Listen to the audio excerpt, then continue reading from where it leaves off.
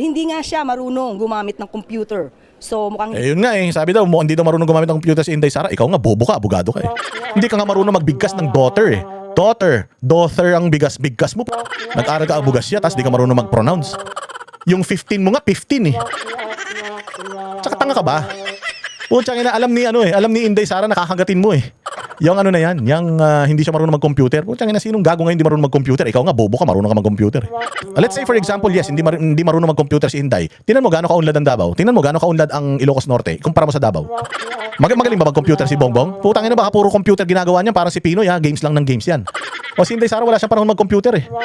Mahilig lang siya magserbisyo. Tingnan mo Davao City kung gaano kaunlad. O dito pa tayo pumunta. Si Pangulong Duterte, kahit mag-text, hindi marunong. Pero napaganda niya Pilipinas. Nakapagsilbi siya sa Pilipinas. O anong problema ngayon kung si Inday Sara, let's say for example, hindi talaga siya marunong mag-computer. So what?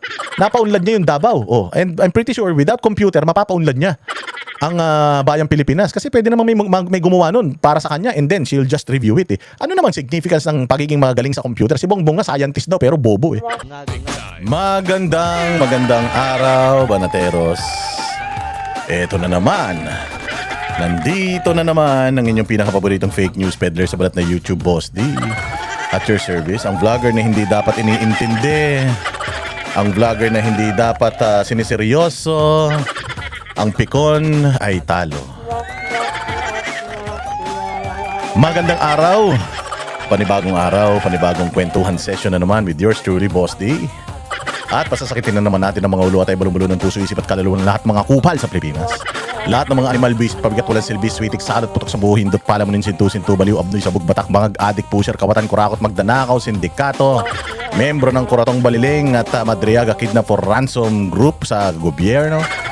Lahat ng mga mambubudol, sinungaling, manluloko, manghuhudas, lahat ng mga impacto, maligno, masasamang espiritu sa gobyerno, demonyo, satanas, hudas, barabas, estas. Kamusta naman po mga bossing ang inyong araw? Ayan, binabati lang po natin ang lahat ng mga masugid na taga-subaybay at taga-panood sa walang kakwenta-kwenta nating mga pinag-uusapan dito sa ating channel. Mabuhay ang bayang Pilipinas! Bago tayo magsimula mga bossing ay nyo muna, i-follow nyo po muna yung ating mga Facebook pages. Dalawang Facebook pages po yan, ng Boss Dada TV at ang Boss Dada. Yung isa parang si Mr. Clean, yung isa naman kasama si Inday Sara sa picture. At siyempre, yung ating YouTube channel, dalawang YouTube channel natin.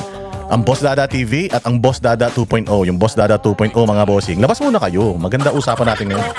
Kalmado lang tayo, kalmado.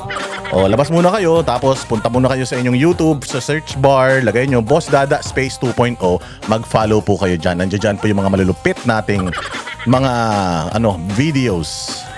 Siyempre dito sa Boss Dada TV, mahaba, malulupit, ang mga bagsakan, doon naman kapag yung gusto nyo lang malibang, ganyan, i-share ninyo.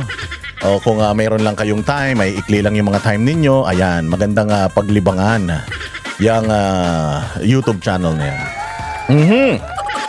Simulan na natin ang ating malupit at humahagupit na mga kwentuhan ngayong araw na ito. Ngayong araw i-impeach siya si VP Sara dyan sa Kongreso.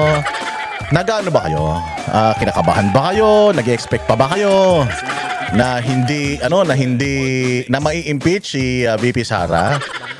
Paalala lang sa mga congressman paalala lang, nagbigay na po ang Iglesia ni Cristo ng kanilang statement na ang lahat, confirmed daw po ito ang lahat ng mga congressman na pipirma ng yes sa impeachment ni VP Sara Duterte dyan sa Kongreso na alam naman natin na ginagawa lang yan for political harassment dahil daw ayaw nilang makalaban si Inday Sara sa 2028 election para hindi manalo si Inday Sara o hindi na makatakbo sa any position dahil alam nila na mas matindi ito si Inday Sara kay Pangulong Duterte Alam na alam ito dyan sa Davao City na pag si Inday Sara ang mayor, kung mahigpit si Pangulong Duterte, triple daw yung higpit nito ni Inday Sara. And if Pangulong Duterte anti-corruption, ito si Inday Sara will go after each and every one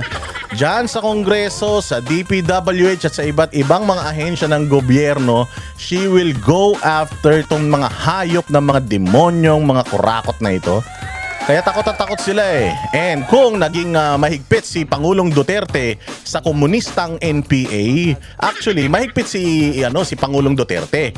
Nung una, makakaliwa man siya. Oo, pero nung una, inilagay nga niya yan sila Ridon, yung sila Ridon ng mga demonyo. At yung ibang mga left-leaning na mga na mga maiingay o nilagay niya sa gobyerno sakaling makatulong para lang wala kayong masabi.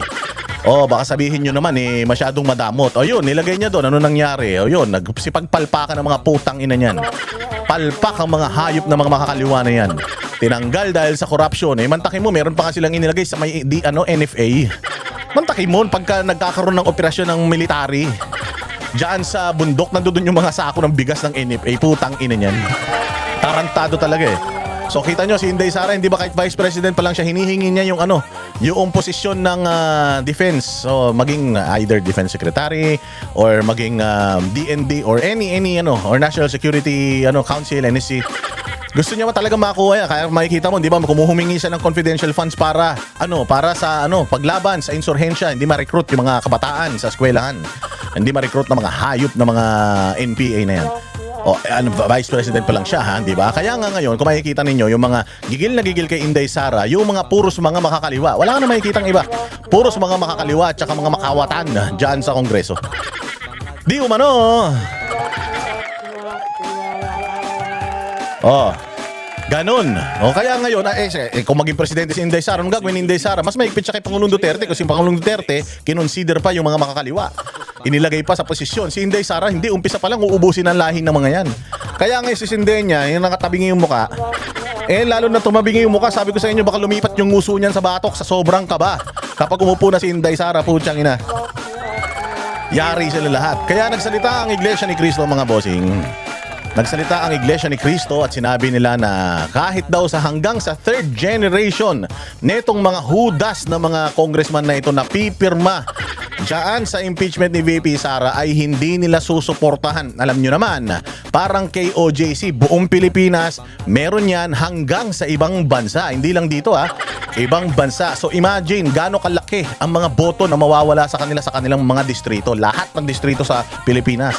May mga iglesia, kapatid na Iglesia ni Cristo, at kapag sinabi ng pamunuan ng iglesia na wag suportahan yan, maniwala kayo, hindi talaga susuportahan ng mga obedient na mga membro ng INC na kapatiran dyan. Same goes with SMNI. So aabangan natin ngayon, mga bossing, kung sino-sino ang mga buwaka ng inang mga congressman ang pipirma dito na magye-yes dyan sa ni Inday Sara. Magye-yes sa kanilang sa kanyang impeachment, at ilalathala natin ang mga pangalan, mga distrito ng mga yan, at mananawagan tayo sa buong mundo. Sa buong mundo, mananawagan tayo na itong mga congressman na ito, sigurado bayad yan. Bayad yan. Hindi ka naman boboto sa impeachment kung alam mong hindi ka kung wala kang kasalanan at kung hindi ka napangakuha ng pera. Sinabi na nga ni Amy Marcos at saka sinabi na nga ni Libiste, sinabi na ni Erice, sinabi na ni Chanco, sinabi na ni Barzaga na nagkakaanuhan daw diyan, nagkakaalukan ito si Charis. Ang pasimuno ng kakatkungan diyan sa Kongreso ngayon. Nagkakaanuhan daw dyan, at ang ginagamit nilang pang blackmail hostage, mga bossing, ay pondo na para sa mga distrito ninyo. Huwag ninyong sabihin na okay lang bumoto yung congressman ko ng impeachment, at least busog yung distrito ko. Tanungin mo sarili mo kung busog ba talaga yung distrito mo o busog yung congressman sa distrito nyo. Di ba? Tapos nagsalita pa ang PDP. Bilang ang PDP ang nakikita natin na isa sa sobrang galit ng mga Pilipino, mga bossing. Yung PDP, mukhang yan yung magiging isa sa pinakamalakas na partido sa 2028 elections, presidential elections yan, national elections yan. Alam naman natin kapag eleksyon, magsisipaglipatan yung mga putang ng mga butterfly na yan. Yung mga banat ng banat sa mga Duterte, kapag Duterte na ang nangunguna at nasa malakas na posisyon, ay na sila, magsisilipatan na yan. At hindi daw sila tatanggapin kahit na sino, mga pamilya nila, hindi daw tatanggapin ng PDP kapag nagsilipatan sila. O ganyan kasi nung panahon ni Pangulong Duterte, lahat nagsilipatan sa PDP, tapos bago siyang mawala, nagsilipatan sa mga partido ng mga kawatan. So lahat ng mga kontraktor, mga congressman na mga kontraktor, humanda kayo, siguraduhin ninyo na sapat yung mga kinulimbat nyong mga pera para magtago kayo sa mga matres ng mga nanay nyo. O tandaan yan, hindi natin mapipigilan, hindi ninyo mapipigilan ang Inday Sara na magiging presidente. O makalusot man siya dito sa Congress, yung impeachment na yan, sisiguraduhin ng Senado na hindi na yan lulusot dyan. Oy, may ugong-ugong din sa Senado na parang nagkakabrasuhan din daw dyan. O, kasi nga, matagal nang namayani si Tito Soto. Oo, sa puro katarantaduhan din naman ang pinagagawa, di umano. O, kaya dapat nang palitan yan. Tama lang na mapalitan yan. Imaginein mo, magiging presiding judge dyan sa impeachment, tapos wala namang alam sa batas. Yung mismong utos na ng Supreme Court na ang forthwith ay hindi yan kinaumagahan. Oo, depende sa inyo yan. O, pero kinukontra pa rin niya. O, Korte Suprema na yun, hindi naman abogado yung kupal na yan. Alam mo, achiche, bulagaan lang naman ang alam ng ulol na yan. O, tapos, yan na magiging, yan na pag nagsabi ka ng objection, Your Honor. O, paano niya ma-distinguish kung yung objection valid or not? Hindi naman siya abogado, alam sa batas yung kupal na yan. O, di ba? O, ito pa Ito pa isa, sinasabi pa nito ni Ridon na malaking butas ng ilong. Itong si Ridon na yung ilong ay parang aircon na 10 horsepower, mga bossing. Sa laki ng butas, sa dami ng hangin na sinisinghot ng hayop na yan, lugil-lugi na tayo. Di umano may mga pera na nga daw yan. Pati ba naman yung hangin sinisinghot nung nakaraan nga, may dinapuan na ng langaw, papasok yung langaw sa butas ng ilong niya. Akala niya kuweba Siguro ang baho ng butas ng ilong niyan. Kaya nilalangaw. Buhay pa nilalangaw na O, ang sabi nito ni Ridon, ito daw impeachment kay VP Sara, hindi daw masasabi na political. Gago, kung hindi masasabi na political yan, ba't dinala nyo sa Congress, dinala nyo sa impeachment? Kung hindi political yan, hindi nyo yan dadalhin sa isang political na venue. Ano ba yung Congress at Senate? Di ba political yan? Bakit? Pag na-convict ba si Inday Sara sa Senate, sa impeachment court, makakukulong ba siya? Hindi naman. Hindi lang siya makakatakbo sa mga any position in the government. Do, ano ibig sabihin? Edi politika yan, ulul. Kung hindi politika yan, di magsampa na kayo ng mga kaso sa korte, kung saan-saan. Bakit dyan kayo, tas puro pa kayo live? Kung talagang hindi political yan, di sana yung Committee on Justice investigation hearing, kung ano man tawag nyo dun sa palabas na yun, di sana ginawa nyo dun, hindi kayo nag-live, di ba? Di sana ginawa nyo executive yan, kayo lang mga ulol naglolokohan, di ba? Hindi The fact na ginawa nyo yung live, ginatasan nyo ng ginatasan para masira si Inday Sara, di political yan, tanga. Sabi niya, kasi daw, dikit na daw si Tulfo, si Leni Robredo, at saka si Inday Sara. So, bakit, hindi naman daw siya unbeatable si Inday Sara. So bakit daw sasabihin na political? Tanga talaga bobo talaga Yung utak niya talaga nasa pisngi niya Yung taong may beke. Itong si Ridon Beke, mga bossing, wala talagang utak political yan. Dinilan nyo yan. Ang buti sana kung sa korte nyo isinampan yung mga kaso na yun, hindi naman. Isinampan nyo sa political na korte, di political yan, ogag. Di ba? Pisa pa lang yan. Pag-usapan naman din natin, mga bossing, yung pasabog ng PGMN. Ilagay nyo nga dyan sa comment section kung anong inyo masasabi doon sa pasabog ng PGMN. Doon sa PGMN pasabog na di umano may extortion na naganap. Halagang 300 million ba o worth 300 or 350 million ba yung video na yan? Kasi ako kahapon na reaksyonan ko pero maikli lang. Maganda naman yung ginawa nila. Maganda yung ginawa nila kasi in-itemize nila, inisa-isa nila kung papaano kinukurakot ng Congress yung pondo ng taong bayan. Well, tayo na mga aware, tayo na mga political, alam natin na magnanakaw si Martin Romualdez. At alam ko na magnanakaw si BBM. Di umano. Di umano. Hindi, alam ko na malaki ang tendency magnakaw talaga ni BBM. At kung tatanungin mo ako for 100 being the highest, at least 80% yung paniniwala ko na magnanakaw yan si BBM. Bakit? Magnanakaw yung nanay, magnanakaw yung tatay. Hindi naman siguro magkakaroon ng anak yan na kirubin. Hindi naman siguro magkakaroon ng anak yan na prinsipe ng kabutihan. At prinsipe ng pagbibigay sa kapwa. Sigurado ako lahat yan puro pakabig. Ang tatay magnanakaw si Marcos Sr., yung nanay kawatan din. O anong magbubunga ba ng santol ang rambutan? Di ba? Malabo 'yon. Malabo mangyari 'yon. So ngayon, mga bossing, itong PGMN, 'di ba? Nag-analyze tayo nung nakaraan. Ano yung analysis natin. Na itong si Franco Mabanta ay tao ng Malacanang. Tao ng Malacanang 'yan. Sabi ko, setup ba yung yung pagkakahuli sa kanya? Pwedeng hindi setup, pwedeng setup. Pero naniniwala ako na mangkasa sa dalawang ilog. Naniniwala ako na namangkasa sa dalawang ilog kasi yung mga detalye na ibinigay nila kahapon sobrang detalyado kasi may mga COA information na nandoon. Sino ba ang amo ng COA? Hindi ba Malacanang? So nakita ko na very very comprehensive at very detailed yung kanilang report kung ilang porsyento yung tinaas, kung magkano at sa Congress pa, per departamento, per function, yung kanilang paglalahad. So sabi ko sobrang detalyado nito. Nung nakaraan, sinabi ko na ang magbibigay, pwedeng ang nangyari si Franco ay tao na Malacanang. Pwede hindi ko sinabi totoo.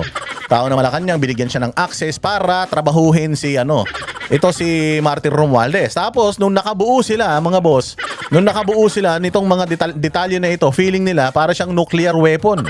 Para siyang nuclear bomb na pagka pinalabas nila sasabog na parang bulkan. Anak ng tinapay. Yun palang yung ilalabas nila baby rocket lang pala. But don't get me wrong, you may not like what I'm gonna say, but this is my opinion regarding that kasi it's overhyped, super hyped to the highest level. Nang pagka-hype itong sinasabi nilang pasabog daw nakita ko pa nga sa description ng post ni Franco Mabanta na si CJ Hero ang pinakamagaling na journalist sa buong Pilipinas. Sobra naman. Paano na si Mel Chanco? Paano na si Corina Sanchez? Paano na sila Loren Legarda? Uy, magagaling din naman yan. Pero diniklara niya na. So may meron talagang tendency itong si Franco Mabanta na mag-hype. So kaya nagdududa ako. Ito bang pagkakahuli sa kanya pang-hype lang ba ito? O magkakasabwat din ba sila talaga rito? Kasi tingnan mo. Parang kung halimbawa inutusan siya ng Malacanang na gawin ito kay Martin and naglaro siya sa dalawang ilog, namangka siya sa dalawang ilog. Kumontak talaga siya sa mga Romualdez. Para tanungin or ibenta itong video na nagawa nila, ilalabas mo namin to o hindi, o 350 million, o binabasa 300 million. Yun yung report ng NBI. So ngayon, ako naman si Martin Romualdez, nung nakita ko yung teaser na ipinasa sa akin, anak ng tokwa, sinasabi nyo sa teaser na magnanakaw si Martin. Alam naman ng Pilipinas na magnanakaw ako Magnanakaw nga ako, tas nanakawan nyo pa ako. Tuso siya. Di sunumbo kasi lalo na alam ni Martin kinakana na siya ng pinsan niya tsaka nung asawa ang gagawin ni Martin, ganun na, susunugin ko tong tao nyo na si Franco, ipapahuli ko yan. Hinuli naman ng NBI. Ano ang mali ng NBI dito, mga bossing? Sabi ko nga, yung marked money na yan, ang mali nila sinabi nila, pinaprint nila yan sa recto, bawal na bawal yun Bawal na bawal ka magpaprint ng mga ganyan sa recto. Parokyano pala yung gobyerno, kaya naman pala hindi nauubos yung mga fixer at saka yung mga nagpiprint ng mga transcript of records dyan Tsaka mga counterfeit na mga dokumentong piniprint dyan.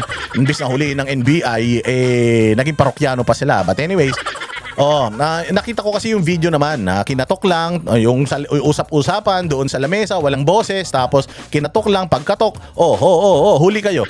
Hindi man lang nila inantay na mahawakan yung pera na yon kasi kung marked money yan, dapat may mga powder yan, di ba? Pag inilawan mo yung mga kamay nila, makikita mo na mayroong powder, hinawakan nila yung pera. The moment na hinawakan mo yung pera, yun na yun, basyo ka na. Pero hanggat hindi mo hinahawakan yung pera na yon, hinuli ka nang hindi mo hinahawakan yung pera na yon, planted yun.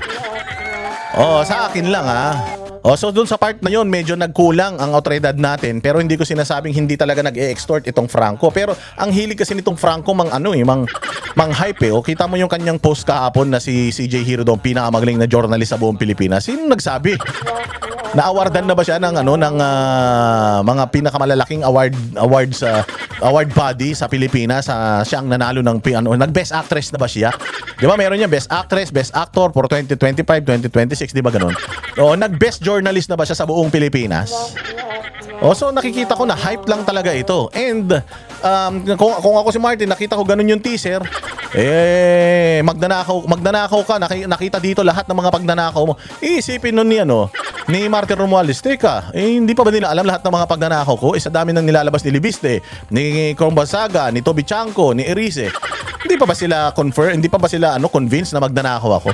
So sabi niya, mawawalan pa ako ng 300 million.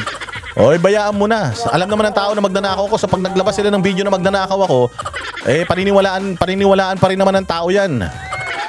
So okay na yun. Kesa naman it will not change the fact. It will not change the minds of the Filipino na isipin na magnanakaw si Martin Romualdez. Ilabas yung video na yan or not, hindi tayo matitinag sa ating paniniwala na malamang sa alamang.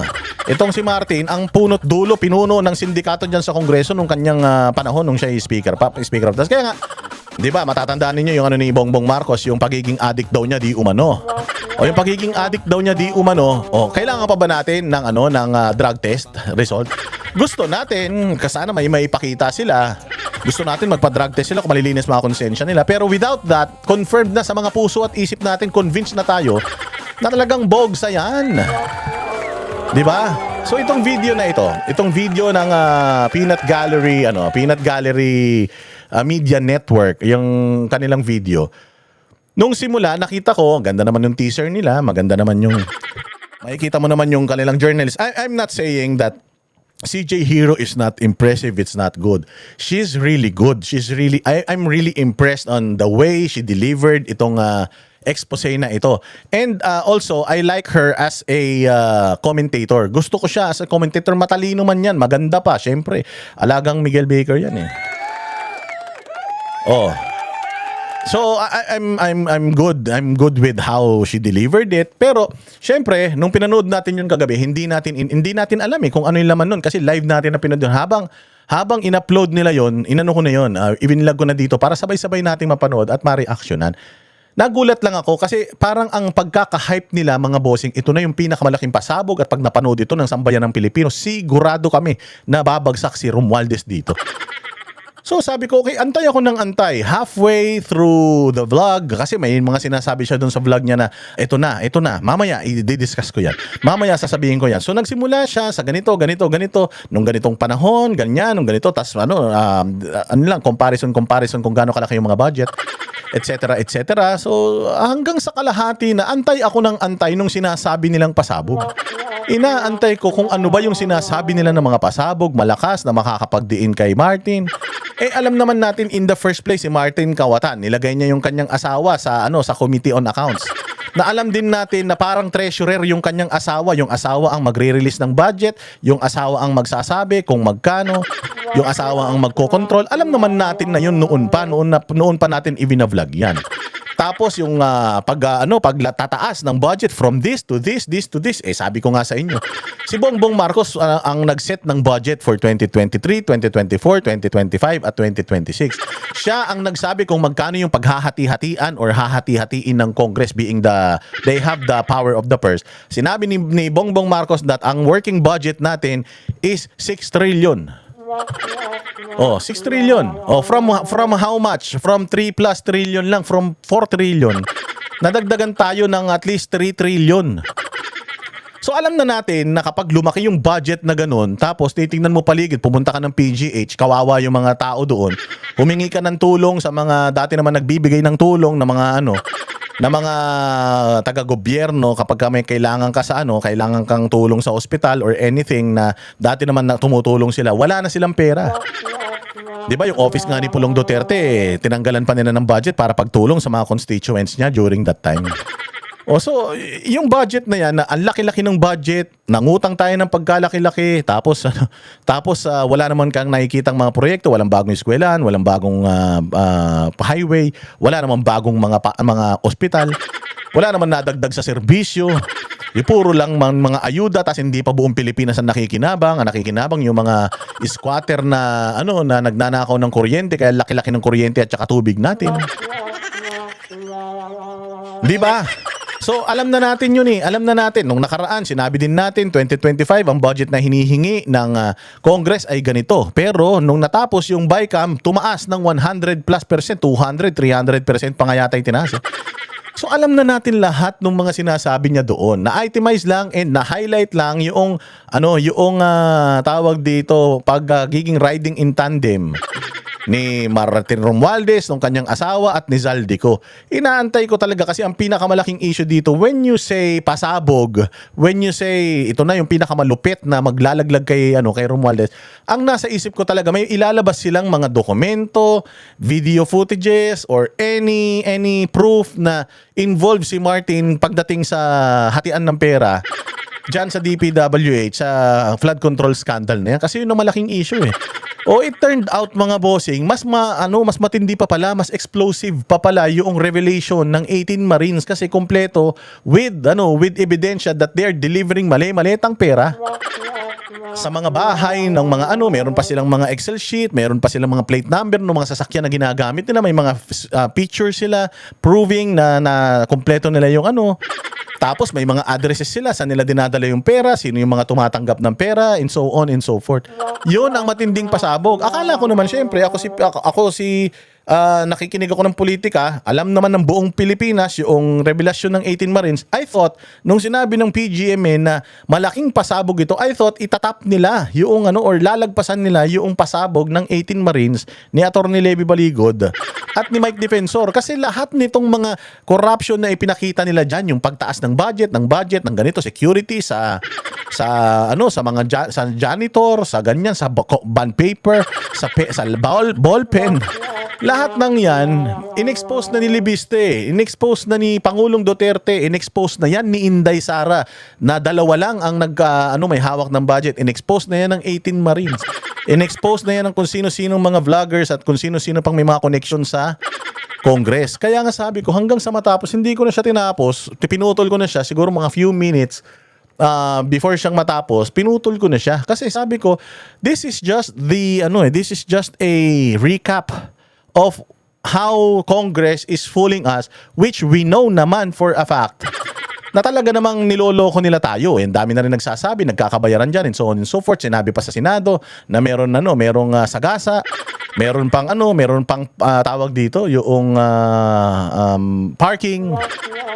So alam na natin lahat yun eh. But again, I am impressed on how CJ Hero delivered it. She's very passionate. She's gritty. She's firm.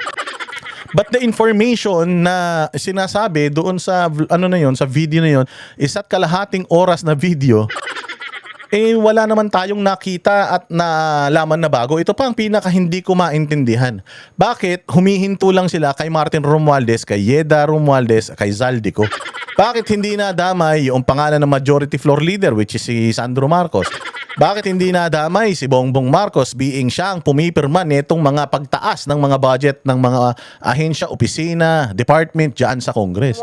Siya ang pumipirma niyan eh. So bakit walang DPWH na nadamay? Bakit hindi ganun? Alam mo yun, sabi ko nga, my goodness, bakit hindi nasama dyan yung hindi nasama yung mga Maharlika Investment Fund o hindi nasama dyan yung pagbibenta ng ginto? So, lumakas yung aking kutob na si Franco talaga ay tao ng Malacanang. Pwedeng mali ako, malamang mali ako, pero dahil dito, nung nakita ko na buong 90 minutes ni isang beses, hindi man lang nabanggit ang pangalan ni or napakita ang video or picture ni Bongbong Marcos. So kayo nang bahalang humusga. But then again, sabi ko nga sa inyo, maganda itong vlog na ito ni CJ Hero ng PGMN. Maganda yung kanyang vlog kasi kung halimbawa wala akong politika, trabaho lang ako ng trabaho. Ano ba to? Bakit ang ingay-ingay nito? Tapos nanood ako noon, mamumulat ang isip ko kung paano ako ninanakawan ng Congress. Kung hindi ako politikal, kung puro lang ako nood ng mga hentai, ganyan. Puro lang ako nood ng mga vlogger na mga walang kakwenta-kwenta, yung mga skit ng mga vlogger na mga walang kakwenta-kwenta, walang naitutulong sa bayang Pilipinas. Kung ganun lang ako, pag napanood ko yun, grabe, ang laki pala ng ninanakaw natin. So okay yun sa parte na yun. Pero ako bilang Duterte supporter at bilang lumalaban na talagang nag-expose kung may kailangang expose, nagre-react sa mga balita at Duterte aligned, maiisip ko talaga bakit ganun? Akala ko ba pasabog? Siyempre ako updated ako, aware ako sa lahat ng mga nangyayaring mga nangyayaring mga kabulastugan dyan, mga problema dyan. Aware ako, hindi ko naman alam perpekto lahat. Pero aware ako. May goodness. Talagang nakulangan ako. And chinecheck ko yung social media, mga bossing. halos lahat. Marami nagsasabi na okay naman, kulang lang. Marami nagsasabi na mahina, nasayang ang oras nila, napuyat pa daw sila, ang tatanda na nila, pinasabik sila, tapos pagpalabas, napanood na pala nila yun. Parang alam mo yun, oy, may bagong pelikula, sige, nood tayo, nagbayad ka pa naman ng ticket, tapos pag ganun mo, pucha, ito na yung pinanood ko nung nakaraan. Di ba? Wala eh. So para sa akin, again, congratulations sa PGMN, congratulations kay CJ Hero. Ang galing mo, ang ganda ng delivery mo, maangas ka, kupal ka. Ang ganda ng mo, tapos dinamay mo pa yung mga, in-expose mo pa yung mga bayaran ng mga vloggers, pero kulang naman. Solid na solid yung presentation mo. Pero wala dun sa presentation mo ang hindi namin alam. Well, na-itemize mo. Maaring sa mga bagay na pag-itemize mo, mas naliwanagan kami. Pero parang ang sinasabi mo lang, hindi na kailangan ng 190 minutes eh. Kahit na 10 minutes, kaya mong sabihin na si Marcos tsaka si Martin Romualdez magnanakaw eh. Oo eh. So hindi na kailangan ng ganung kahabang presentation para lang ipaalam mo sa taong bayan na si Martin Romualdez ang mastermind ng kaululan diyan sa Congress. Pero syempre kung siya ang mastermind ng nasa Congress ng kaululan, sigurado may basbas yung pinsan niya yan. Hindi ba? At dahil dyan, na-reaction na natin, pasensya na kayo, maaaring yung iba sa inyo nagustuhan yung presentation ni CJ. Ako yung presentation itself nagustuhan ko. Nakulangan lang ako talaga. I was really expecting na yung sinasabi nilang explosive is yung hindi ako makakatulog. Alam mo, mas explosive pa yung sinabi ni Amy Marcos eh. Na yung kapatid niya adik eh. Mas explosive pa yung mga revelation ni Lian Libiste. Again, this information na inilabas ng PGMN ang tawag niya, common knowledge na yan. 'Di ba? Sorry pero all in all, maraming salamat CJ Hero for doing that. Sana masundan pa, and sana pag yung susunod, yung talagang pag sinabi niyong malakas talaga. Hindi yung parang alam mo yung parang budol eh, parang for the views eh. Yung feeling ko talaga na biktima ako eh. Na parang hinipe lang nila to for the views. Diyos mio, ilan na ba yung views nun? Titingnan ko kung ilan yung views nung sa PGMN na episode nila. Siguro sana naman umabot yan sa 1 million. Para naman kahit papaano mabawi nila yung kanilang Mag-subscribe na nga ako dito. Kalahating million naman na 551k views. Tingnan natin yung mga comment dito sa nila, sa kanilang YouTube. Asa na? Walang comment. Ba't ganun? Ayan. Walang comment. Ganun, ba't walang comment mga bossing? Takot ba kayo sa comment? Walang comment eh. Hindi makita yung mga, recommended related comments. Asan na yung mga comment? Wala eh. Anyways. Pero, nakikita nyo naman yung comment sa Facebook eh. Ito, pakinggan natin. Ano ba sasabi ni Greco Bellica? Kasi isa to palagay ko nabiktima eh. Greco Bellica, ano masasabi mo dito sa pasabog na support ng PGMN? Sa inyong napanood, ano ba ang smoking gun doon, kung meron man? Wala pa ako nakikita smoking gun eh. Sa totoo lang. Parang siguro 60 minutes na po natapos ko. Parang it was just a compilation of, it was a clear compilation of what happened basically. Parang nanggaling lahat sa news, mga tao nagsalita. It's basically that. Wala pa ako nakita na hindi ko pa alam. Okay. Or hindi pa alam ng publiko. Mismo, wala doon sa ipinakita nila ang hindi pa alam ng publiko. Which is sad because time is gold. Time is gold. And we waited, may mga teaser sila sa Facebook, mayroon pa silang tawag dito, yung mga post na ang haba-haba. Tapos pasabog. Okay lang sana kung sinabi nila na parang lang to, kalmado lang to, pero panoorin nyo. Marami kayong matututunan dito. Pero yung si CJ Hero, ang pinakamagaling na journalist sa Pilipinas. At siya ang magaganito. Dito na talagang lulubog si Martin Romualdez. Sabi ko lahat to. Tinry ko din. I was really watching it. I was really listening to it. Wala silang sinabi doon hindi ko pa alam eh. I mean, the parang moral of the story or yung buod, the summary, kaya kong i-summarize yung video nila in 5 minutes actually. Lalaro lang naman yun na si Martin Romualdez ang mastermind ng lahat ng pagnanakaw dyan sa Kongreso eh. Noong panahon niya eh. Yun lang naman yun eh. But anyways, yung sinasabi na rin naman namin na nakakulong si Bong Revilla, na nakakulong yung mga Diskaya, nakakulong yung mga kung sino-sino. Pero easy target lang naman si Bong Revilla. Sinabi rin namin yan. Sinabi ko na rin yan noon. Palagi ko naman yan kinokontent.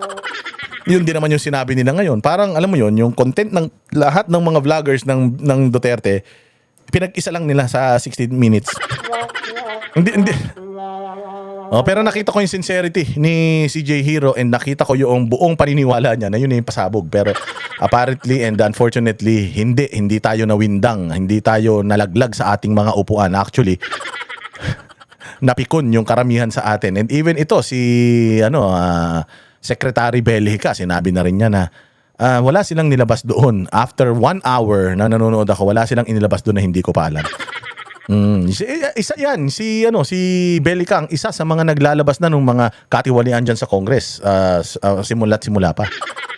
Doon sa napanood ko 60 minutes. Okay, sige po. So siguro nga at least we can give everyone the chance to watch the video. Mahaba-haba po ito. And then yung nga po din ang ating pong hinahanap dito yung sinasabi na ano ba ang binabanggit na expose. So siguro sa lahat sa atin, panoorin po muna natin and we judge for ourselves kung yun ho bang laman nito ay talaga ho naman bang sabi nga po karim-arim-arim na maari pong magdiin sa isang individual o kanya pong pamilya sa skandalong ito ng korupsyon sa paggamit sa pondo ng bayan. So meantime po, habang hindi pa ho natin napapanood dyan at wala pa ho tayong komento para po sa pag-analisa kung ano ho talagang tinutumbok na sinasabing expose, ano po muna ang inyong mensahe sa lahat na nanonood sa atin na ngayon po ay may duda, hindi ho natin maiaalis yan sa inyo pong network at maging dito po sa mga tao na isinasa. Kasi si Greco ay member or part din ng PGMN. Pero ang alam ko kasi yung PGMN na yan, ano sila? Yung may kanya-kanya sila na mga show dyan and may kanya-kanya silang mga segments dyan at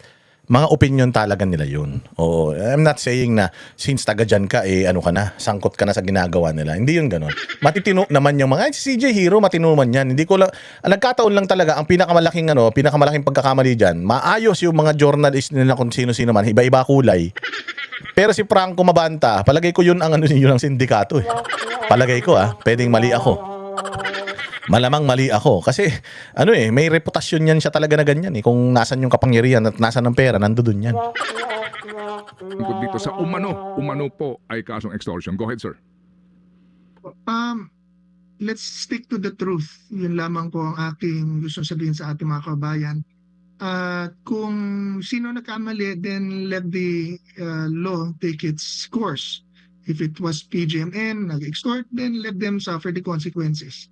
Kung wala namang extortion na nangyari,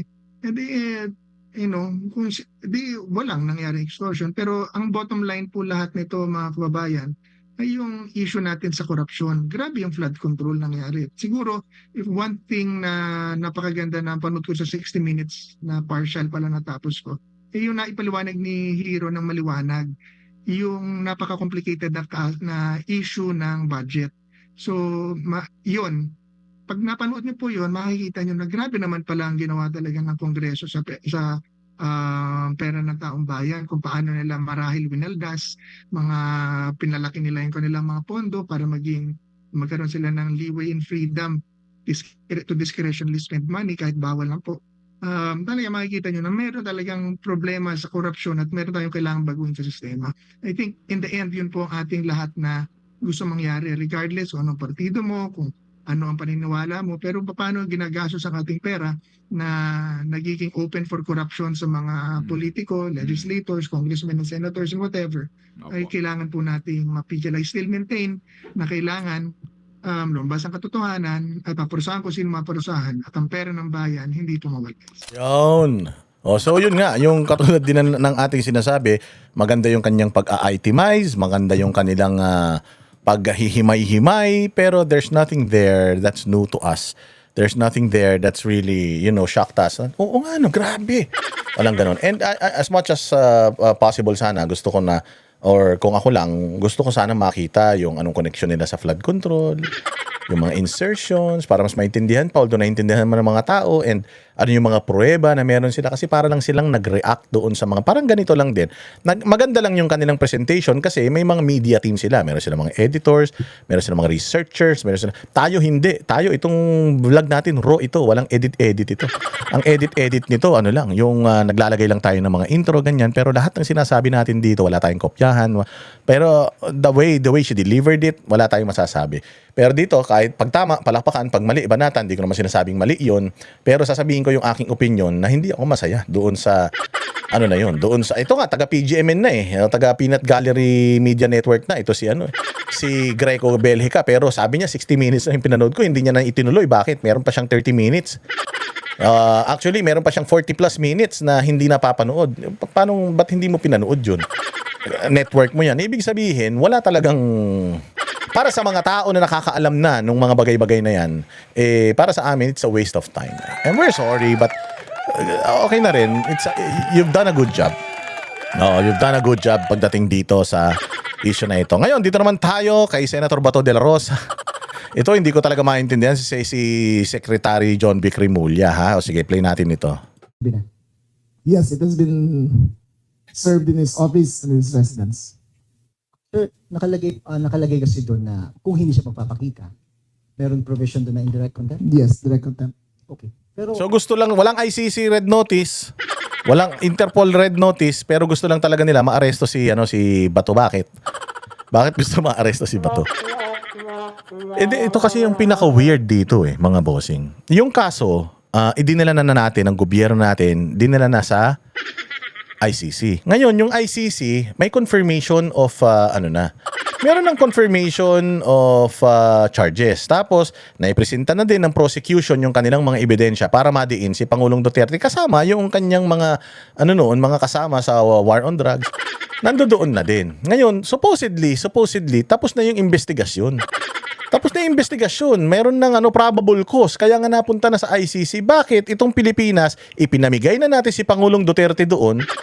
Pinamigay na ni Bongbong, pinamigay ni Marbil, pinamigay ni Torre, pinamigay ni Boying Rimulya, si Pangulong Duterte doon. Nilaan nyo. Hinihatid siya doon. Nang dito pala sa Pilipinas, hindi pa pala tayo sold doon sa ebidensya. Nag-iimbestiga pa tayo. Ba naman yan, John Vic? Anong ginagawa mo? Well, may kapangyarihan naman ang DILG, ang CIDG, may kapangyarihan naman sila to subpoena para ma-investigate. Pero tingnan mo, pag hindi umatin si Senator Bato, ipapakontempt nila sa korte, pakukulong nila. Wala kasing contempt powers ang NBI, ang PNP.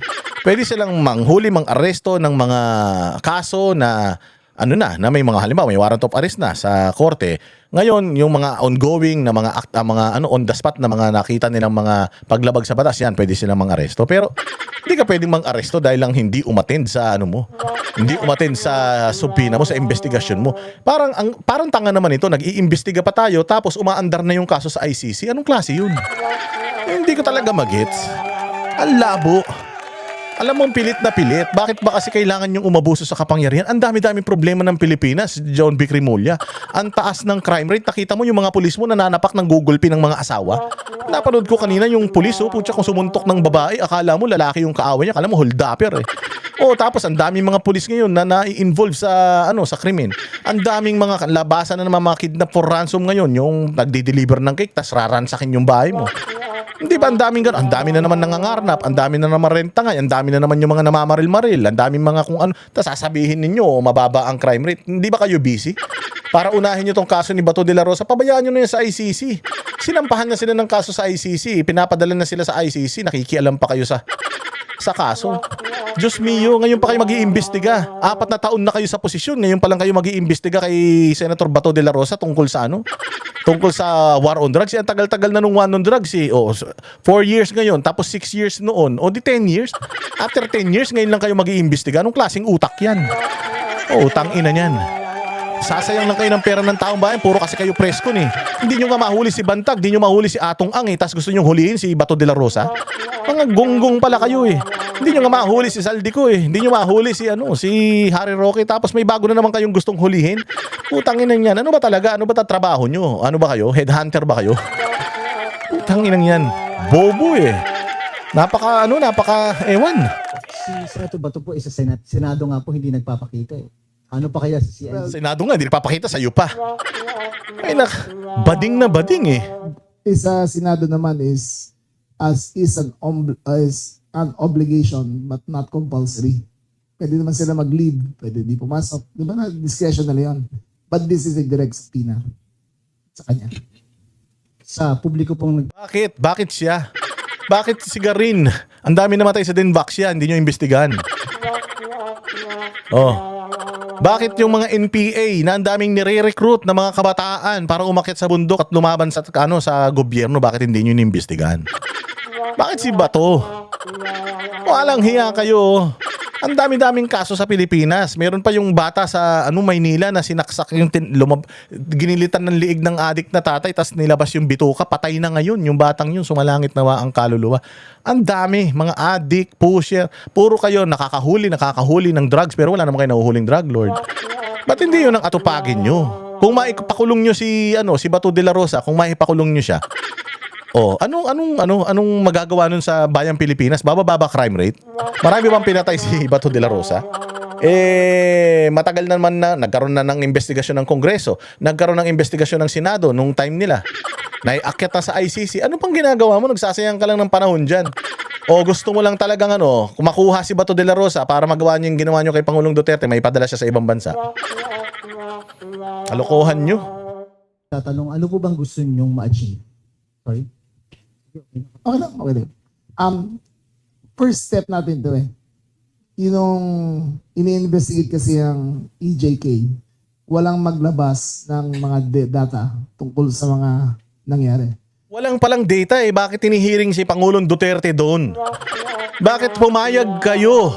Wala pala silang kaso sa Pilipinas. Walang naghabla sa kanila. Bakit kayo pumayag na ipadala si Pangulong Duterte sa ICC? Ngayon pa lang pala kayo mag-iimbestiga, wala palang data, wala palang datos. Tapos bakit nandoon na si Pangulong Duterte, ba't hindi mo pinigilan?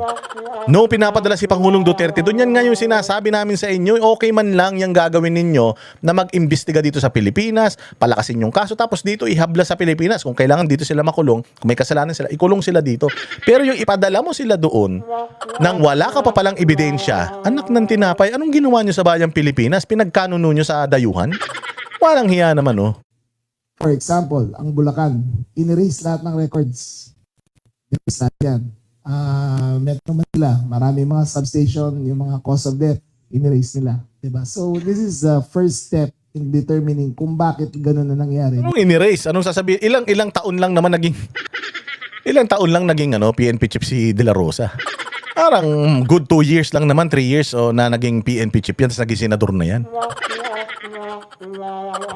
Walang iyang buhay talaga ito. Tapos sasabihin mo, in-erase. Hindi nyo ba kayang imbestigahan yan sa loob ng PNP? Bakit kailangan si Senator Bato de la Rosa? Ang dami namang mga PNP chief before Bato de la Rosa. Nandiyan dyan sila Eliazar. Nandiyan si yung taga Pampanga. Nandiyan dyan si Danao. Ang dami. Bakit kailangan si Bato de la Rosa? Malay naman niya dun. Hindi naman, sasabihin lang naman ni Bato de la Rosa, yung binura-bura na yan, wala naman ako instruction na ganyan. Hanapin nyo sino nag-instruct na binura yan. Senador na ako niyan Alam mo yun, ang labo. Ito obvious na ito na talagang parang para sa akin pwedeng mali ako, pwedeng tama ako, pero parang inaabuso niyo na yung kapangyarihan ninyo, sir. Hindi habang panahon nandiyan kayo sa power, hindi habang panahon Pasko. Yung panahon na yun. Again, wala po kinalaman sa ICC. Ito. Walang kinalaman sa ICC. Ako ba't Ang ina niyan, walang kinalaman sa ICC. Yung ebidensya ng EJK, yun ang ginamit sa ICC. Wala pala kay ebidensya.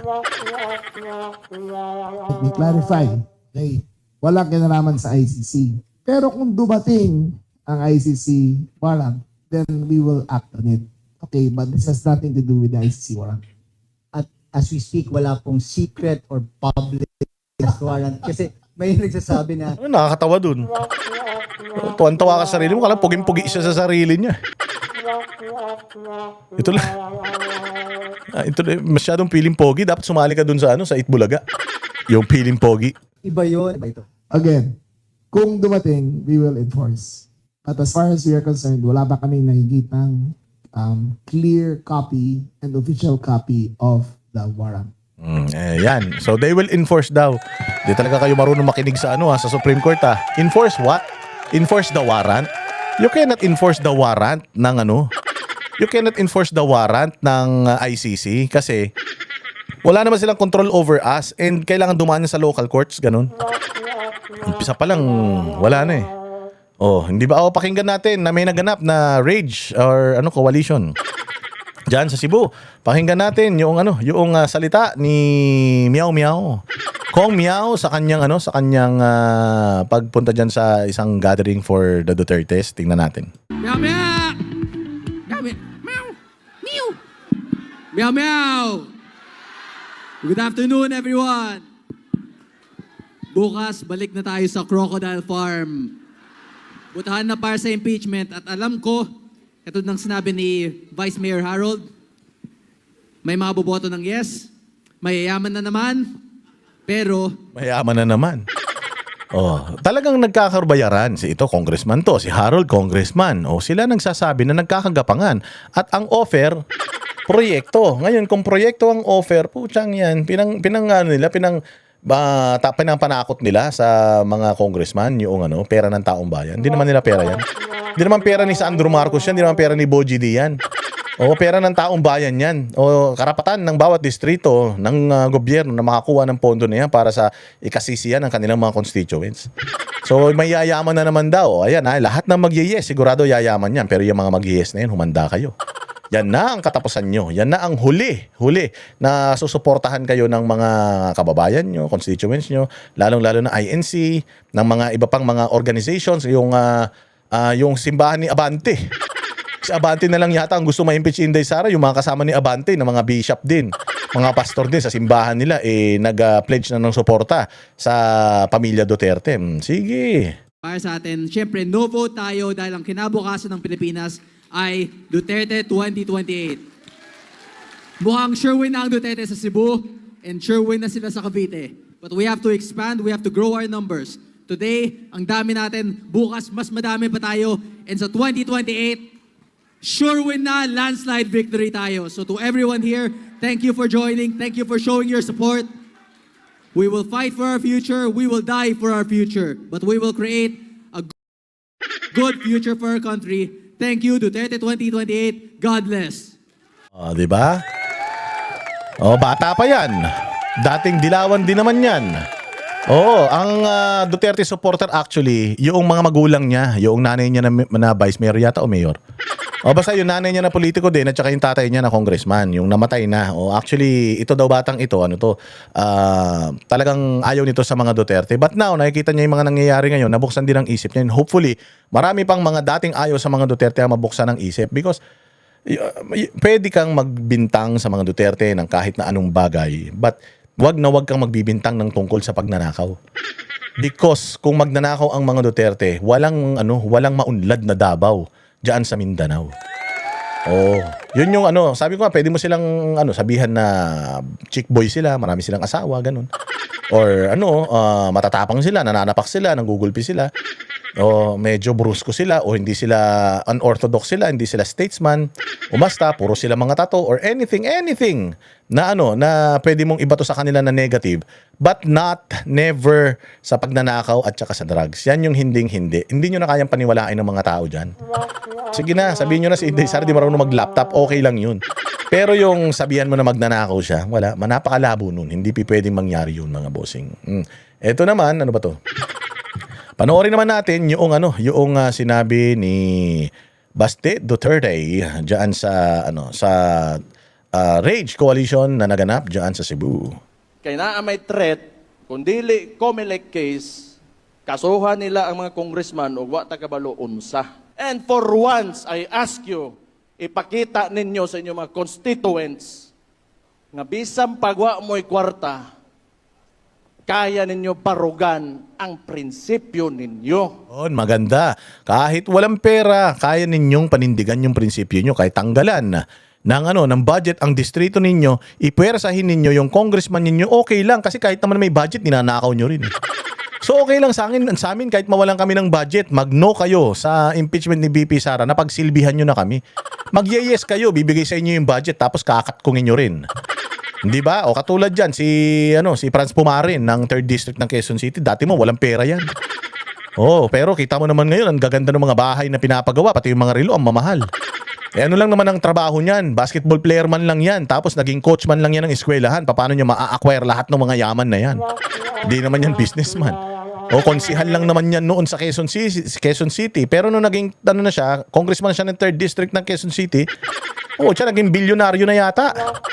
Oh, yan yung mga dapat na anuin ninyo. Ako kasi, kaya ako kino-call out si Franz Pumaren kasi distrito ko yan 3rd District ng Quezon City, dyan ako bumuboto so kailangan, anuin mo, kailangan batikusin mo sila kung ano. Ngayon, kayo lahat ng mga Pilipino dito nanonood, may mga distrito man kayo, i-pressure ninyo, itag ninyo yung mga congressman ninyo na ako bilang botante ng distritong ganito, ng Ilocos, ng Caloocan, ng Pangasinan, ayaw ko po ng impeachment ni VP Sara.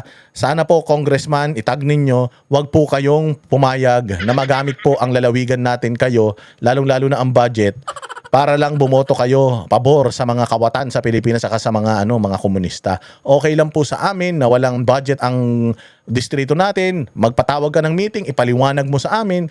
Mahihirapan tayo, wala tayong budget kasi hindi tayo bumoto sa impeachment kasi sa konsensya ko, hindi talaga naman magnanakaw yung mga Duterte na yan.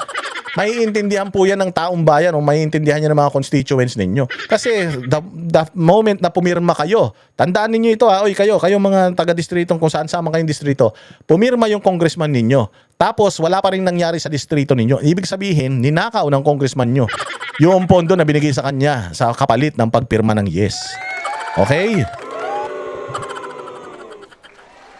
Ang ako'y gusto ipaabot kay ang ginaatubang nato karon impeachment man ni Vice President Inday Sara. Unsa may ihatag kuno sa mga congressman kung affirmative sila for impeachment.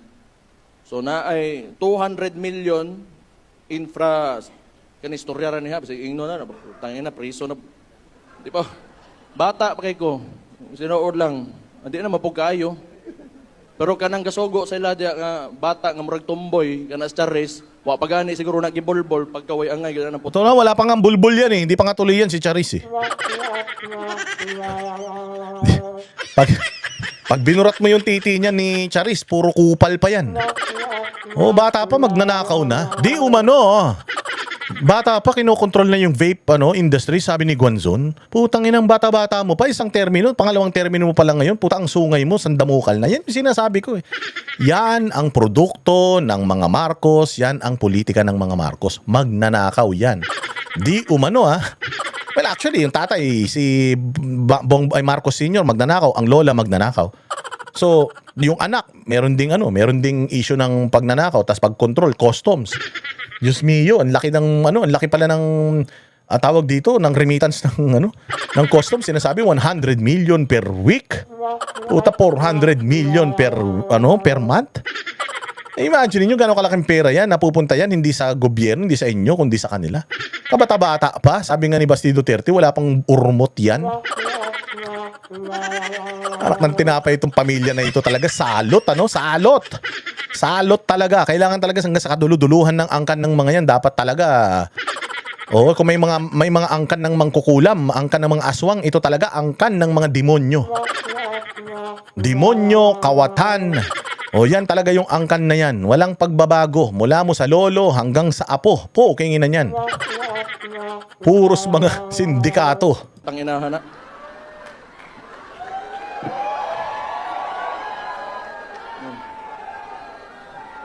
I'm very British buta. Utang igit ng bataan Boyset yun. Ang grand total 51.2 billion. And all for what? Kay katong murag tumboy nga wa pagibolbol, nahadlok sila ato. Yan yung mga congressman, kabalo masambugiro pamuana niya. Mutuo mamuana ng bataan na. Ginoo ko, kamo mga congressman, basig lang, paminawan ninyo inyong mga constituents. Labi na katong Cebu. Mga Bisaya man ako amakan, gadtong 2016, overwhelming man gud ang boto nga nakuha diri ni former President Rodrigo Roa Duterte, paminawa ninyo ang inyong mga constituents kung unsay gusto. Naapay usamanggod, makasabot ko ninyo. Kay kabalo ko, kihaan mo. Kay naa may threat, kung dili COMELEC case, kasuhan nila ang mga congressman o wa ta kabalo unsa. So mao na murag kaning mga pagkasindikato aning administrasyon ba, murag mapya bitaw. Kay kita mo anang salidang Godfather. Katong ingon si Don Corleone, "I make you an offer you cannot refuse." Mo nang kasabot. Yeah, sabi ko nga sa inyo, that's my favorite movie of all time. Every, yung iba pagka mahal na araw, pinapanood nila yung Passion of Christ, di ba? May mga. Ako, pinapanood ko talaga yung trilogy ng Godfather. Godfather 1, 2, and 3. Oo, yung istorya na yan is, "I'm gonna make you an offer you cannot refuse." Yan yung ginamit ng tatay niya na si Vito Corleone. Oo, famous line yan from Vito Corleone. Ang tatay ni Michael Corleone. Panoorin yan. Maganda, marami kayong matututunan dyan sa ano na yan. Yun yung sinasabi nito ni Basti Duterte. Kumpari ko talaga to. Parehas kami ng gusto eh. Ko ipit yung kayo.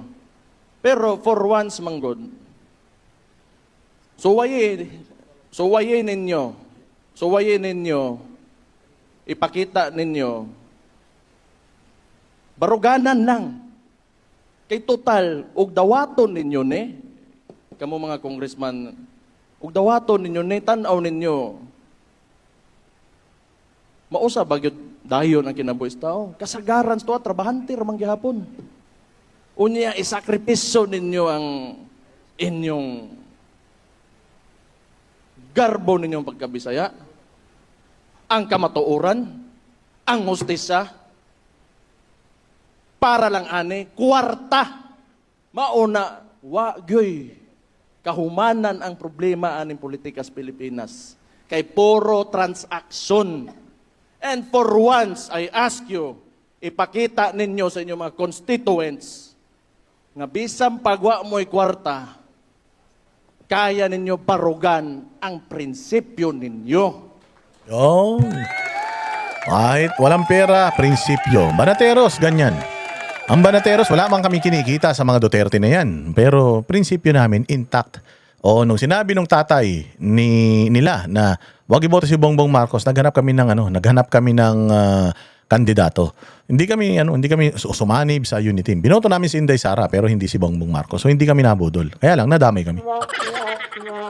So kami, kahit na sabi ko nga sa inyo, tingnan niyo yung mga pangit na mga vlogger ni Bongbong. Putangin ang tatangos na ng ilong pero ang babaho pa rin yan. O pwede mong pagandahin yung mukha mo pero sigurado yung bibig ng mga yan, putangin na mga amoy tae pa rin yan. Yung mga kilikili ng mga yan, puta mga amoy putok pa rin yan. O kasi parehas pa rin naman ng ugali yung mga yan. So kita mo biglang nagsisipagtangos ilong, nagsisipagputian, nagkakaroon ng mga panga. Utang ina galing sa pera ng taong bayan yung pinagpapaganda ng mga yan. Tapos ang ginagawa lang siraan si Inday Sara. May nagsasabi pa rin si Inday Sara doon nagpunta ng dahig para magpalaglag. Boba eh. Yun, buwan-buwan nagpapalaglag, tanga.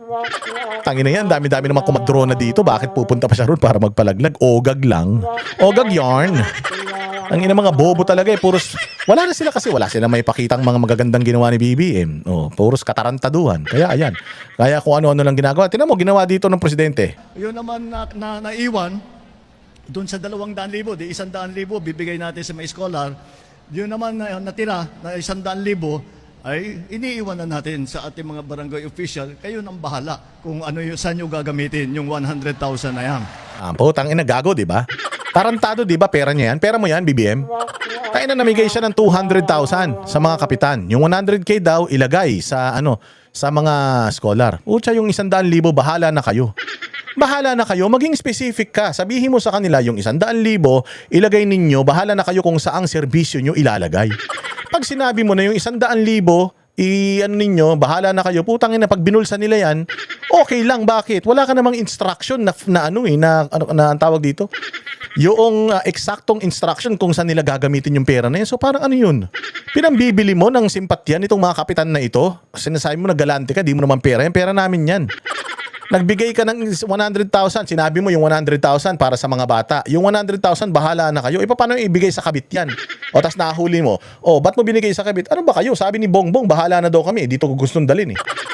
O, wala namang specific na instruction. O, the other 100, pwede nyong hati-hatiin yan. Pwede nyong ilagay pang ayuda sa mga constituents ninyo. Pwede kayong magpagawa kung ano mga proyekto nyo, CCTV, poso, bubong, basketballan, putang ina ninyo, bahala kayo kung anong gusto ninyong gawin. Basta, serbisyo, yung pera na yan para ibalik ninyo serbisyo sa mga kabarangay ninyo. Pero yung sabihin mo na, yung 100 ibigay doon, tapos yung 100, bahala na kayo. Gago ka. Gago ka. Tanginang yan. Tapos ngayon, magagalit kayo kay Inday Sara. Saan ginamit ni Inday Sara yung confidential funds? Ito, namimigay ng 100,000 ito si Bongbong sa mga kapitan. O, nang wala siyang specific instruction kung saan dadalin yung pera, basta bahala na kayo. Paano kung kurakot yung congressman ay yung ano na yan, kapitan, binulsa yung pera na yan? O, di nagsayang tayo ng pera ng taong bayan yan. Dapat ito yung mga ikinukulong dahil sa kademonyoan eh. Kita mo, nagpalakpakan yung mga kapitan. Putang ina, mga mukhang pera eh. Narinig nila nung sa inyo na yung 100,000, bahala na kayo. Puta, sarap. Hindi ba? Hindi ba naman si Raulo tong mamang to? Ganyan ba ang leader? Oh, mamimigay ka ng pera galing sa taxpayers money, tapos bahala na kayo kung dito pa lang wala na siyang instruction, wala na siyang direksyon, di lalo na kaya sa mga ahensya ng gobyerno niya. Yung mga gabinete niya, sa tingin mo na bibigyan, siguro pag binigyan niya ng pera yan, yan yung budget niyo, bahala na kayo. Ganun din siya, di ba? Palakpakan yung mga magnanakaw, Feeling ng mga kapitan, bonus yan. Feeling nila, bonus yung natanggap nila kasi parang ganun yung sinasabi ni Bongbong eh. 100K, lagay nyo sa mga scholars. Yung 100K, bahala na kayo. Gusto nyo pang shabu nyo. Gusto nyo pang tongits nyo, ipang bingo ninyo, putang ina, kumuha kayo ng mga babae, pasayawin ninyo magdamag. Okay ng ina ninyo, bahala kayo. Parang ganun ang dating eh. Paano kung ganun ang takbo ng isip ko? Pwede mo naman sabihin na 100,000, ilagay ninyo, magpatayo kayo ng Manila Bay sa barangay nyo, mga hayop kayo. Magpalagay kayo ng swimming pool na putang ina niyan, araw-araw. Lagyan nyo ng tubig na gatas ng kalabaw para magsiganda mga kutis ninyo. Puro buti sana kung ganun eh. Hindi. Tingnan mo, tindi ng palakpak nila kasi akala nila kanila na yung regalo na yun. Yun yung sinasabi niya, regalo ko na sa inyo. Puta, pera mo. Sa iyan. Okay lang, magregalo ka ng pera sa kanila. Pero ilagay mo dun sa mga yung ninakaw ng tatay mo, bawiin mo, tapos ibigay mo sa kanila yan. Matutuwa ang sambayan ng Pilipino. Pero kung ang pinamimigay mo dyan, pera ng taong bayan, naghihirap ang buong Pilipinas, tapos namimigay ka lang ng 100,000 sa mga kapitan, nang wala ka man ng instruction kung saan dadalhin yan. Putang inang talagang, ewan ko kung anong klase utak meron talaga tong ulul na ito. Utang ina, tuwan-tuwa siya, namigay siya ng pera. Kala mo galing sa bulsa niya. Gago, budol yan. Kaya maniwala, hindi niya bibigay yan.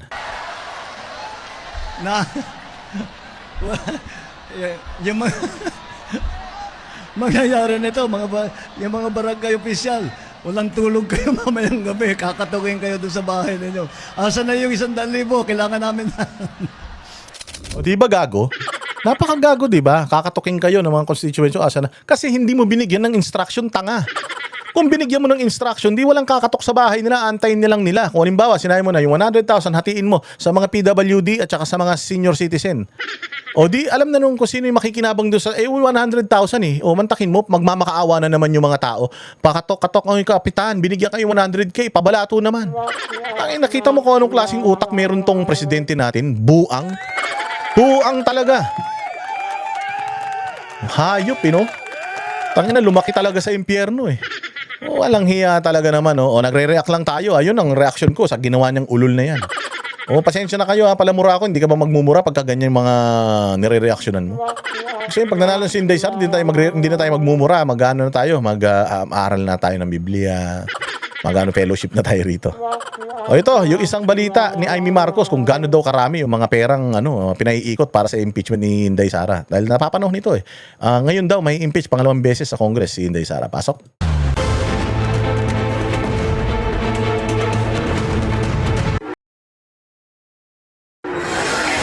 Papaldo umano sa pondo ang mga kongresista na pro-impeachment ni VP Sara ayon kay Senator Amy Marcos. At kung ayaw ng pera, kaso di umano ang panakot sa mga hindi papabor. Narito ang Agenda Weekend Report ni Dexter Ganibe ng Abante. OMB raw ang bagong mga letra ngayong may impeachment, sabi ni Presidential Sister Amy Marcos. OMB na siyang acronym para sa Ombudsman.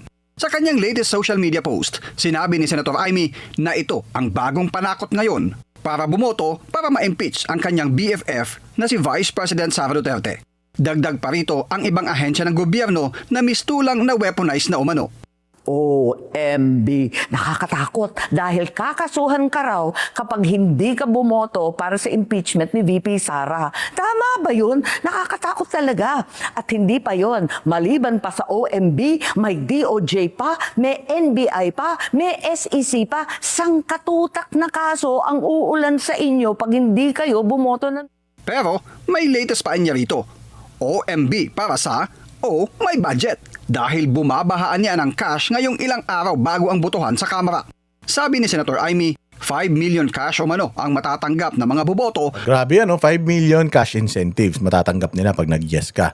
3 million dagdag sa MOOE. Yan yung ini-explain ni CJ Hero diyan sa kanyang vlog nung kagabi. Yung MOOE, kung paano nila minamanipulate yan. Yung MOOE na yan, mga bossing, katulad ng lagi natin sinasabi at sinasabi ni Pangulong Duterte noon pa, nandito pa siya, dyan sa gikan sa masa para sa masa, yan yung mga budget na hindi mo ililiquidate. O, nagre-reklamo nga ang COA dyan kasi liquidation by certification. Dyan sa MOOE, dyan din nila dinadala yung mga ghost employees nila. Mga ghost activities ng kanilang mga opisina, pangrenta o halimbawa, magre-renta sila ng opisina pero yung opisina na yun sa kanya pala siya pa yung may-ari ng opisina na hindi kumita pa siya. O 3 million per month na dagdag ito hindi ito yung current na 2 million na ibinibigay sa kanila per month sa MOOE, 3 million madadagdag. So ano yung 5 million na yung dagdag sa MOOE nila na hindi nila ililiquidate up to the last centavo. Ang liquidation lang dyan, mag-i-issue lang sila ng papel, sasabihin nila ayos na. O tapos meron pa daw 150 million worth of infra projects. Diyos ko po. Akala ko ba natapos na yung sindikato dyan sa DPWH? Bakit may mga ganitong pangakuan na naman ng mga infra projects na 150? Pabor sa impeachment sa Lunes. Bukod pa raw dyan, ang dagdag na 3 million pesos sa buwan ng MOOE ng mga mambabatas. At magkakaroon pa niya ng mga proyekto na hindi bababa sa 150 million pesos ang halaga.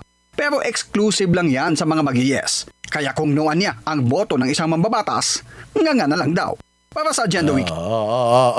Ayan, yan yung lagi natin sinasabi na we know this already. Ay na-expose na to ng napakaraming mga politiko.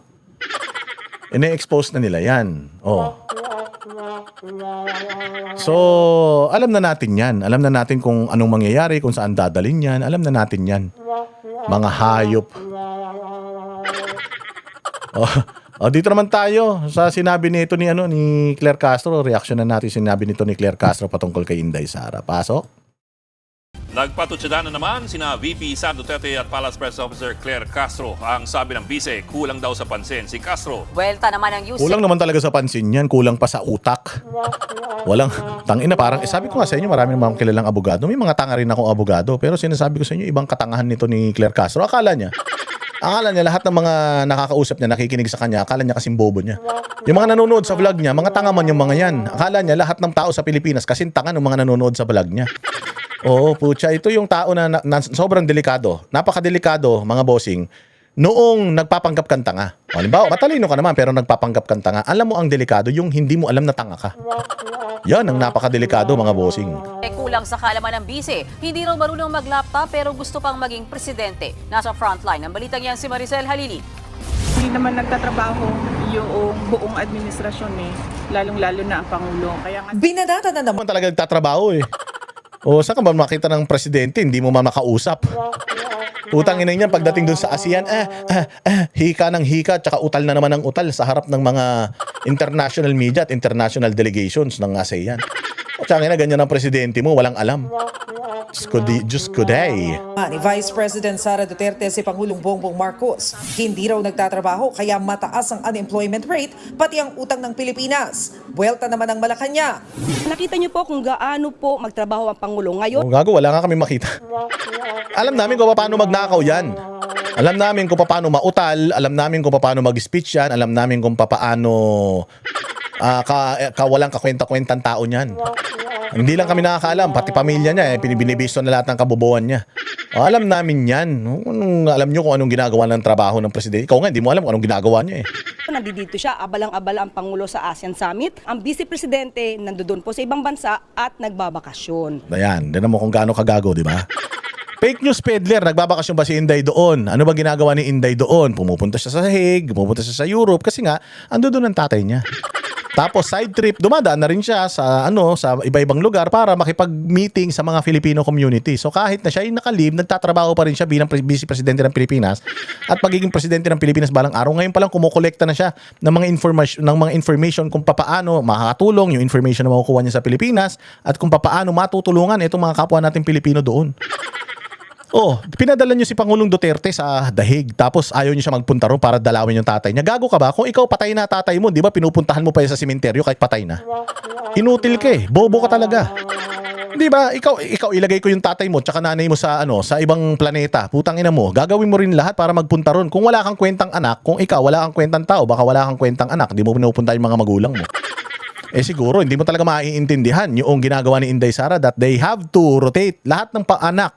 Pulong, si Baste, si Kitty, si Harold, ay hindi pala si Harold, si Rigo, si tawag dito si Omar, yung buong Duterte umiikot para samahan yung tatay nila diyan because malaki talaga yung possibility na si Pangulong Duterte di na makauwi sa Pilipinas. So hanggat buhay pa yung tao, upuntahan nila dyan kahit magastos. Puking ina nyo, humihingi ba silang pamasahe sa inyo?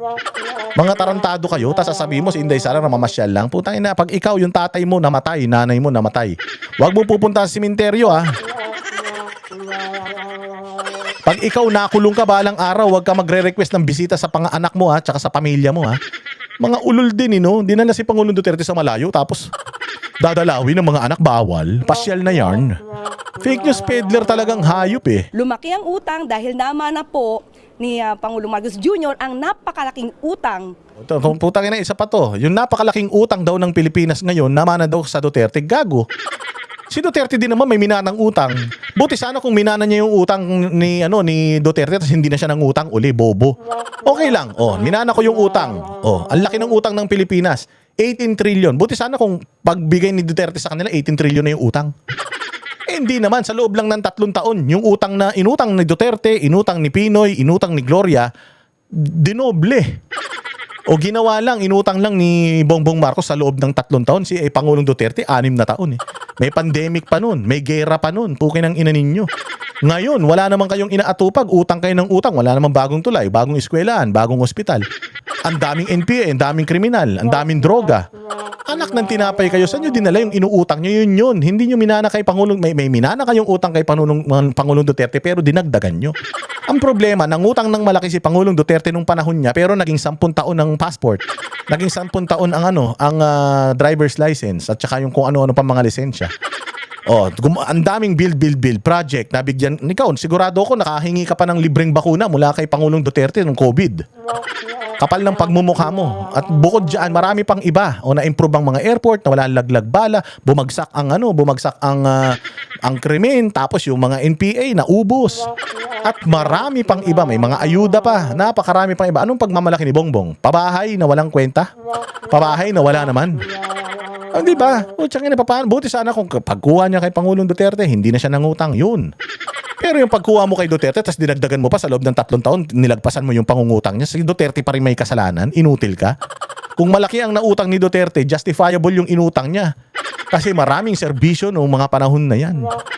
Ayun ang fake news queen, fake news peddler ka talaga. Na nakuha ni dating Pangulong Duterte. Hindi nga siya marunong gumamit ng computer. So mukhang yun nga sabi daw mo hindi daw marunong gumamit ng computer si Inday Sara. Ikaw nga bobo ka, abogado ka Hindi ka nga marunong magbigkas ng daughter Daughter ang bigkas mo, pukin ang ina mo.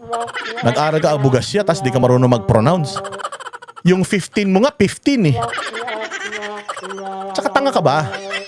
Putsang ina, alam ni Inday Sara nakakanggatin mo Yung na yan, yung hindi siya marunong mag-computer. Putsang ina, sinong gago ngayon hindi marunong mag-computer? Ikaw nga, bobo ka, marunong ka mag-computer. Paano nakagawa ng thesis yan? Paano nakakagawa ng pleading siya nung abogado siya kung hindi siya marunong mag-computer? Inutil. Tsaka besides, let's say for example, yes, hindi marunong mag-computer si Inday. Tingnan mo gaano kaunlad ang Davao. Tingnan mo gaano kaunlad ang Ilocos Norte. Kumpara mo sa Davao. Magaling ba mag-computer si Bongbong? Putang ina, baka puro computer ginagawa niyan, parang si Pinoy ha, games lang ng games yan. O si Inday Sara wala siyang panahon mag-computer eh. Mahilig lang siya magserbisyo. Tingnan mo Davao City kung gaano kaunlad. O dito pa tayo pumunta. Si Pangulong Duterte kahit mag-text hindi marunong. Pero napaganda niya ang Pilipinas. Nakapagsilbi siya sa Pilipinas. O anong problema ngayon kung si Inday Sara, let's say for example, hindi talaga siya marunong mag-computer. So what? Napaunlad niya yung Davao. Oh, and I'm pretty sure without computer, mapapaunlad niya ang bayang Pilipinas. Kasi pwede naman may gumawa nun para sa kanya and then she'll just review it eh. Ano naman significance ng pagiging magaling sa computer? Si Bongbong nga scientist daw pero bobo eh. Oh, hindi ba? Oh, so ano yan, ano ba nakalagay para maging maging presidente ka? Kailangan lang naman, hindi nga kailangan graduate ka. Si Bongbong nga walang degree. Eh yes, si Inday Sara abogado. Aside from that, pwede pa siya maging judge. Napaka-successful ng career ni Inday Sara. Si Bongbong walang pinag-aralan. Hindi mo makapagpa-drug test, hindi mo maglabas ng medical bulletin. Si Inday Sara, lahat ng test gusto nyo. Pataasan kayo ng grade, Lukring, kung anong grade mo. Kumpara natin kay Inday Sara nung bar exam. Putangin na, baka yung bar mo sa recto lang yan. Di ba? Anong significance ng computer? Kailangan lang naman, tapos marunong ka mag-Tagalog, Pilipino ka, wala kang kaso, yun lang naman ang kailangan eh. Kaya mo magsulat at magbasa, yun lang naman ang kailangan eh. Ba't dinagdagan mo kailangan computer literate ka? Gago, wala nga daw degree ang amo mo eh. Tapos questionin mo yung capacity ni Inday. So pagka hindi ka na marunong mag-computer, di ka na magaling mag-presidente. Bakit si Ramo Magsaysay? Yung mga previous presidents natin, wala namang computer noon, pero maayos naman ang Pilipinas. Inutil. Utangin na mo, wala ka talagang utak, basta ka lang makabira eh. Ang masaklap nito, ginamit mo pa yung ASEAN platform para lang birahin ng mga Duterte. Pwede mo naman sabihin sa kanila na, hindi muna natin sasagutin yan kasi nasa ASEAN tayo eh. Yung mga ganyang patutsada ni Inday Sara, bayaan mo na yan sa kanya. Basta importante, we are hosting other countries here in ASEAN. Lahat ng mga tanong ninyo is regarding sa ASEAN para naman hindi nakakaya. Mantakin mo na sa ASEAN na kayo. Politika pa rin ang inaatupag ninyo. Ayaw mo na sasagutin ka ni Inday Sara, araw-araw binabanatan mo siya. Sasabihin lang ni Inday Sara na epal ka naman talaga eh. Ikaw ang pinaka-epal na Yusik ka lang naman, makaasta ka. Hindi siya marunong mag-research kung ano ba ang nangyayari sa kasalukuyan. Hindi rin pinalampas ng palasyo ang patutsada ni VP Sara na kulang sa pansin si Yusek Castro. Lagi ko sinasabi na kapag si Claire Castro ang nagsasalita, huwag niyong Yan yung sinasabi ko na importante, madam, na sumagot ka para napapahiya sila. KSP man yan talaga si kulang sa kangkang. KSK naman yun eh. pansinin o bigyan ng halaga. Kasi pag pinapansin nyo, nafe-feed yung kanyang papansin na ugali. Katulad niyan, pinansin niya ako. So kailangan ko sagutin. Kung ayaw niya akong pansinin, wala naman akong magagawa. Hindi ganyan siya magsalita kasi medyo behind siya masyado. May kasabihan nga tayo, di ba? Yung the brain operates on a use it or lose it principle. No, ibig sabihin nun, tanginang yan, hindi porkit kaya mong bigkasin, naiintindihan ng tao, ano yung use it or use it principle? Ano yun? Magbigay ka ng ng analogy kung ano yan. Hindi mo alam, bobo ka kasi. Use it or lose it, pungin ang inan yan, gagamit ka pa ng ganyan, tanga ka naman mag-English. Nasa The Hague, Netherlands ngayon ang bise at nakatakda pang pumunta sa 5 pang bansa. Ngayong araw, formal nang binuksan ang 48th ASEAN Summit sa Lapu-Lapu City, Cebu. Sinalubong ni Pangulong Marcos ang heads of state ng ASEAN country. Ang hirap no, ganyan yung head of state mo. Kung ako hindi ko kakamayin yan, putang ina yan, baka may pulubos pa yung kamay niyan. Sa opening statement ni PBBM, ipinunto niya ang banta sa ASEAN nang nangyayaring sigalot sa Middle East. For the Philippines, we made a difficult decision to recalibrate our ASEAN chairship hosting in response to the Middle East conflict through the scaling down of Inaantok na yung mga nanonood sa kanya. Pucha, alam nila, wala mang alam to. Bopols to eh. non-essential activities and shifting of applicable meetings from physical to virtual platforms. Sa plenary session, binigyang diin ng Pangulo ang Anyways, wala namang kwenta yan. ASEAN eh, wala namang may tutulong sa atin yan. Tangina, ilang beses na tayo umati ng ASEAN, ilang beses na nagkaroon ng mga ASEAN, APEC, putang ina, mahirap pa rin Pilipinas, pahirap pa ng pahirap. Ay, nako. Anyways, mga kababayan, mga bossing, maraming salamat sa inyong pagtangkilik. Sana i-like, i-share ninyo itong ating video and follow po kayo sa lahat ng mga social media accounts natin and ating mga YouTube accounts. Maraming salamat sa inyong pagtangkilik, ha? Magpakulay kaya kayo. Oo. Hirap-hirap na ng buhay ngayon eh. Puro pa kayo mga kuripot dyan. Maraming salamat ulit. Mabuhay. Kita-kita po tayo ulit sa susunod na vlog.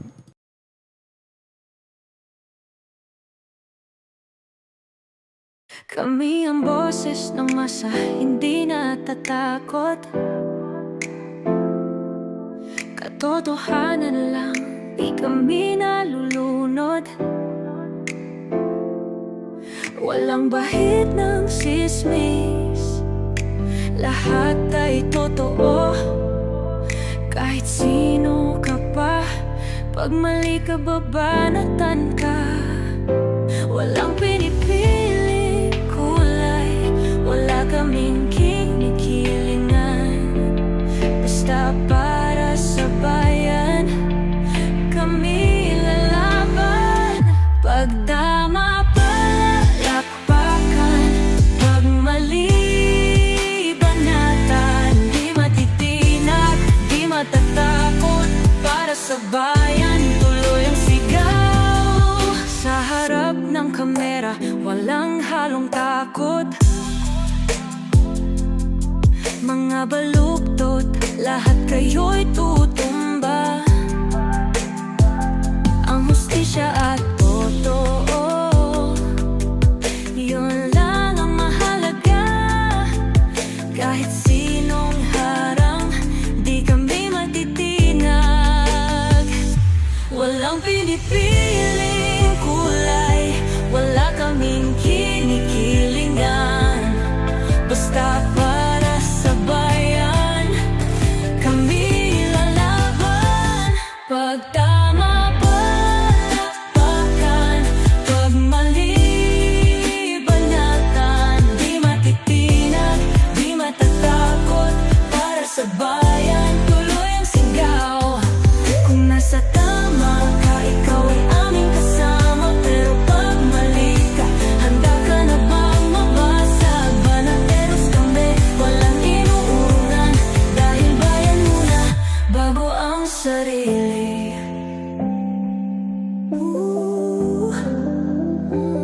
Bago ang sarili.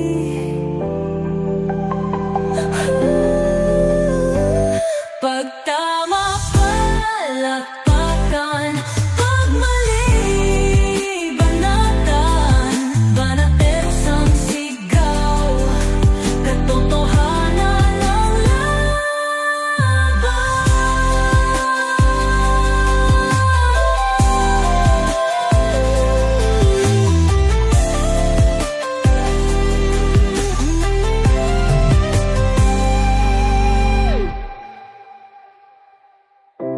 Sa harap ng kamera, walang halong